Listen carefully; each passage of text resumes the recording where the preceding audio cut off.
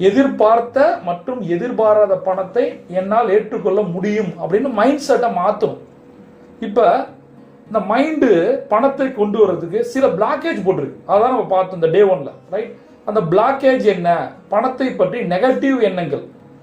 பணத்தை பற்றி நெகட்டிவ் எண்ணங்கள் ஏன் வருது, அதை எப்படி மாற்றணும் அப்படின்றத நாளைக்கு நான் சொல்லித்தரேன். இன்னைக்கு பணத்தை ஈர்ப்பதற்கான அனைத்து எதிர்ப்பையும் நான் வெளியிடுகிறேன்.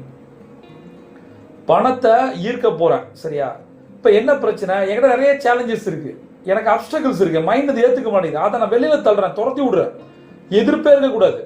எதிர்ப்புன்ற வார்த்தையை நான் அதை காஷியஸா போட்டிருக்கேன். எதிர்ப்பு என்பது நெகட்டிவ் கிடையாது. லாஸ்ட்ல சொன்ன எதிர்பாராத பணத்தை, அது போல எதிர்ப்பை நான் வெளியிடுகிறேன். விட்டுறேன், எக்ஸ்பிரஸ் பண்றேன். எனக்கு வேணாம், என்கிட்ட எதிர்ப்பே இல்லை, பணம் என்னை நோக்கி வரட்டும். இதே போலதான் மனிதர்களும். மனிதர்கள் நமக்குள்ள வர்றதுக்கு, அந்த அன்பை கொடுப்பதற்கு நிறைய தடைகளை நம்ம போட்டு வச்சிருக்கோம்.